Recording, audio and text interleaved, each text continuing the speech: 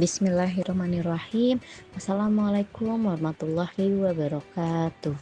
Alhamdulillah, alhamdulillahilladzi arsala rasulahu bil huda wa dinil haq yuzhirahu ala dini kulli wa kafa billahi syahida. Asyhadu an la ilaha illallah wa asyhadu anna Muhammadar Rasulullah, amma ba'du. Di sini kami dari kelompok 2 ingin mempresentasikan materi yang berjudul Pusat-Pusat Pendidikan pada Masa Khulafaur Rasyidin.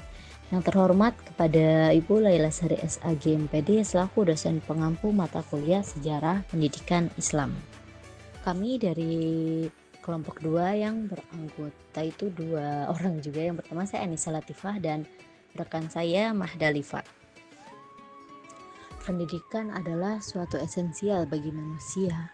Dengan pendidikan, manusia bisa belajar menghadapi alam semesta demi mempertahankan kehidupannya.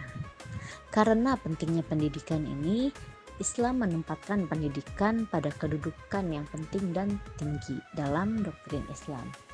Hal tersebut dibuktikan dalam Al-Quran dan Al-Hadis yang banyak menjelaskan tentang arti pendidikan bagi kehidupan umat Islam sebagai hamba Allah. Khulafaur Rasyidin adalah para khalifah atau pemimpin umat Islam yang sangat terkenal akan kemuliaan dan keilmuan mereka. Ada 4 sahabat Nabi yang menjadi Khulafaur Rasyidin, diantaranya adalah Abu Bakar As-Siddiq, Umar bin Khattab, Utsman bin Affan, dan Ali bin Abi Thalib radhiyallahu anhu yang memimpin umat Islam setelah wafatnya baginda Rasulullah SAW. Nah, secara etimologi ini Khulafaur Rasyidin berasal dari kata khulafa atau dalam bentuk jamannya dari kata khalifah yang berarti pemimpin. Selanjutnya itu ada pendidikan pada masa Khulafaur Rasyidin, yaitu pada masa Abu Bakar As-Siddiq, pada masa Umar bin Khattab, Utsman bin Affan, dan Ali bin Abi Thalib.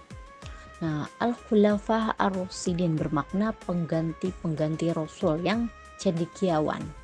Adapun pencetus nama Al-Khulafah Ar-Rasyidin adalah orang-orang muslim yang paling dekat dengan Rasulullah Shallallahu Alaihi Wasallam setelah meninggalnya beliau. Mengapa demikian? Karena mereka menganggap bahwa 4 tokoh setelah Rasulullah wafat itu adalah orang yang selalu mendampingi Rasulullah ketika Rasulullah menjadi pemimpin dan dalam menjalankan tugas. Itu menurut Jainuddin 2015. Yang pertama itu ada masa Khalifah Abu Bakar As-Siddiq, yaitu pada tahun 11 Hijriah sampai 13 Hijriah atau 632 Masehi sampai 634 Masehi. Pada masa Khalifah Abu Bakar ini beliau menjabat sebagai khalifah ini hanya 2 tahun saja. Abu Bakar As-Siddiq adalah khalifah pertama setelah Rasulullah SAW wafat.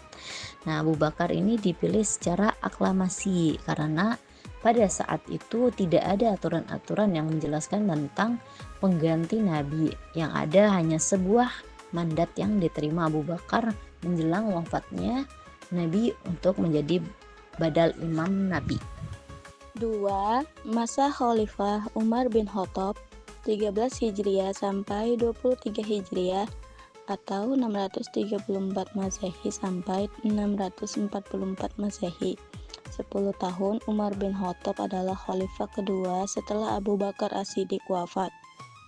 Tatkala Abu Bakar merasa kematiannya telah dekat dan sakitnya semakin parah, dia ingin memberikan khilafahannya kepada seseorang sehingga diharapkan manusia tidak banyak terlibat konflik. Jatuhlah pilihannya kepada Umar bin Khattab. 3. Masa Khalifah Utsman bin Affan 23 Hijriah sampai 35 Hijriah atau 644 Masehi sampai 656 Masehi. 12 tahun sebelum meninggal, Umar telah memanggil 3 calon pengantinnya, yaitu Utsman, Ali, dan Sa'ad bin Abi Waqqas. Dalam pertemuan mereka secara bergantian, Umar berpesan agar penggantinya tidak mengangkat kerabat sebagai pejabat. Munawir Syedjali 1993 atau 30. 4. Masa Khalifah Ali bin Abi Thalib 35 Masehi sampai 40 Masehi atau 656 Masehi sampai 661 Masehi. 5 tahun. Peristiwa terbunuhnya Utsman bin Affan menyebabkan perpecahan di kalangan umat Islam menjadi 4 golongan, yakni A. Pengikut Utsman, yaitu yang menuntut balas atau kematian Utsman dan mengajukan Muawiyah sebagai khalifah. B. Pengikut Ali yang mengajukan Ali sebagai khalifah. C. Kaum moderat tidak mengajukan calon, menyerahkan urusannya kepada Allah. D. Golongan yang berpegang pada prinsip jamaah, diantaranya Sa'ad bin Abi Waqqas, Abu Ayyub al-Ansari, Usamah bin Zaid, dan Muhammad bin Maslamah, yang diikuti oleh 10.000 orang sahabat tabi'in yang memandang bahwa Utsman dan Ali sama-sama sebagai pemimpin. Pusat-pusat pendidikan pada masa Khulafaur Rasyidin. Pada masa pemerintahan Khulafaur Rasyidin 632 Masehi sampai 661 Masehi, pendidikan Islam melalui berkembang di berbagai wilayah yang menjadi pusat pemerintahan dan kegiatan keilmuan. Dengan meluasnya kekuasaan Islam pada masa ini, berkembang pula pusat-pusat kegiatan pendidikan Islam, baik bagi mereka yang baru masuk Islam, bagi para generasi muda, anak-anak, maupun bagi mereka yang akan memperdalam dan mengembangkan ilmu pengetahuan dalam Islam. 1. Madinah 632 Masehi sampai 661 Masehi. 2. Mekah 632 sampai 661 Masehi. 3. Basrah dibangun 636 Masehi. 4. Kufah dibangun 638 Masehi. 5. Damasyuk atau Damaskus sejak 661 Masehi, akhir masa Khulafaur Rasyidin. 6. Fustat atau Mesir dibangun 641 Masehi. Kesimpulannya adalah secara etimologi Khulafaur Rasyidin berasal dari kata khulafa yang berarti pemimpin, sedangkan Ar-Rasyidin diartikan sebagai bijaksana. Jadi Khulafaur Rasyidin ini adalah para pemimpin yang bijaksana, dan mereka juga sangat terkenal akan kemuliaannya dan keilmuannya. Terdapat 4 sahabat yang menjadi Khulafaur Rasyidin, diantaranya adalah Abu Bakar As-Siddiq, Umar bin Khattab, Utsman bin Affan, dan Ali bin Abi Thalib.